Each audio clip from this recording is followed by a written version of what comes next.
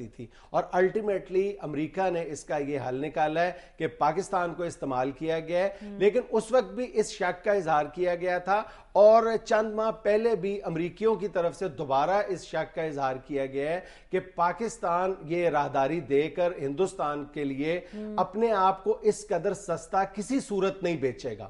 اس لیے یہ لوگ اس افسوس کا اظہار کر رہے ہیں کہ غیر متوقع طور پر پاکستان نے اس قدر سستا اپنے آپ کو بیچ دیا ہے یہ معاہدہ کر کے. یعنی پاکستان کو کچھ بھی حاصل نہیں ہوگا اور افغانستان نے اپنے خشک پھل جو ہیں اور تازہ پھل وہ وہاں بھیجنے ہیں, انڈیا بھیجنے ہیں. یا انڈیا سے کون سی ایسی چیز ہے جو افغانستان جائے گی؟ ہاں انڈیا سے سپاریاں اور پان ہی جانا ہے, وہ افغانی پان کھاتا ہی نہیں, اس کے کپڑے خراب ہو جاتے.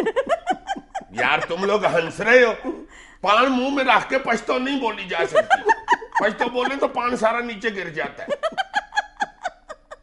اچھا, اس سارے معاملے میں ہندوستان کی جو حد سے زیادہ بڑی دلچسپی ہے اس کا اندازہ اس بات سے لگا لو کہ ایس ایم کرشنا جب یہاں سے واپس ہندوستان گئے اس کے 2 دن بعد ہی یہ معاہدہ عمل میں آیا ہے, یہ پاک افغان ٹریڈ کا. اور اس سے اگلے دن جب وہاں پہ افغانستان میں ڈونر کانفرنس ہو رہی تھی تو وہاں پہ جو ایس ایم کرشنا صاحب وہاں پہ گئے, انہوں نے سب سے پہلی جو ملاقات کی اور جو اہم ترین ملاقات تھی وہ افغانستان کے وزیر برائے معدنیات کے ساتھ ہی تھی. اور جس کے فوراً بعد انہوں نے جو افغانستان کے وزیر معدنیات ہیں اس نے اس بات کا اندیا دیا ہے کہ ہم جتنی بھی یہاں پر معدنیات کے میدان میں کام کریں گے اس میں ہمارا اہم ترین جو پارٹنر ہوگا وہ ہندوستان ہوگا.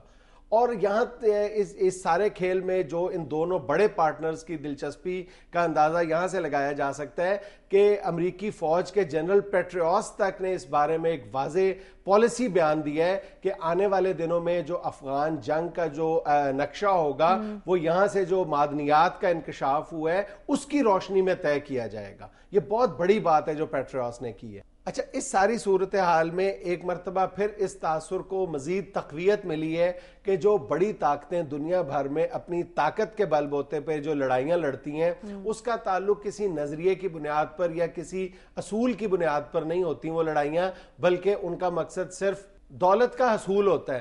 اگر اس بات کو بھی معیار تسلیم کر لیا جائے تو پھر سوال یہ پیدا ہوتا ہے کہ پاکستان کو اس ساری صورتحال سے کیا فائدہ حاصل ہوگا؟ وہی ہر تیسرے چوتھے مہینے جا کے منت سماجت کے بعد چند $100 ملین.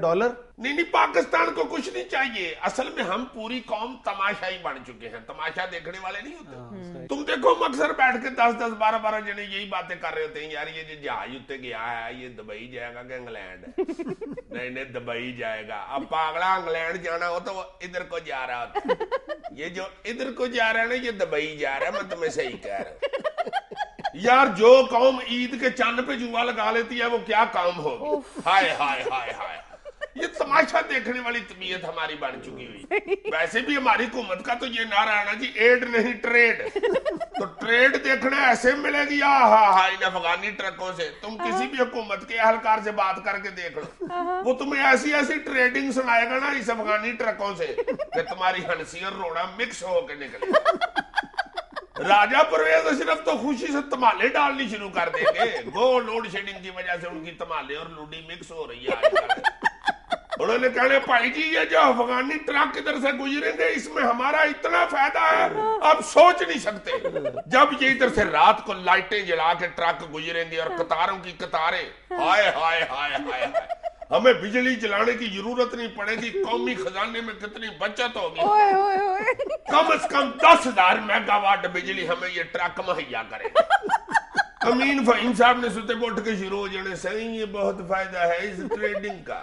آپ کو کیا معلوم, جب ادھر سے ٹرک گزریں گے اور ٹرک ڈرائیوروں کو تو ویسے ہی عادت ہوتی ہے جگہ جگہ رک کے وہ چائے پیتے ہیں. ہم تو سڑکوں کے ارد گرد چائے والے کھوکھے کھول رہے ہیں اور جو کھوکھے پہلے سے موجود ہیں ان پہ ٹیکس لگا رہے ہیں. اتنا قومی خزانے میں فائدہ ہوگا یہ ٹرکوں کا.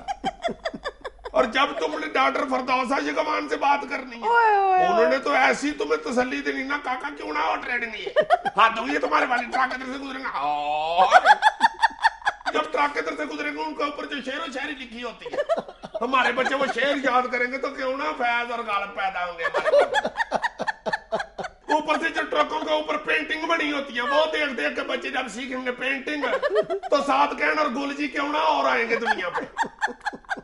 सोचो तो सही जरा, जब ट्रक इधर से गुजरेंगे तो पंचर नहीं होंगे। पंचर इंडस्ट्री हमारी को कितना फायदा हो रहा है। एवं नहीं हमने ये वादा कर लिया, हमने इंजीनियरों के साथ बैठ के गुफ्तगू करके फिर ये वादा किया। उन्होंने हमें मशवरा दिया कि सड़कों के ऊपर केले फेंके, ट्रक के में नहीं पंचर होंगे। केले इंडस्ट्री का अलहदा फायदा है, पंचर इंडस्ट्री का अलहदा फायदा है। नाज़रीन, यहाँ हम लेते हैं एक छोटी सी ब्रेक, हमारे साथ रहिएगा।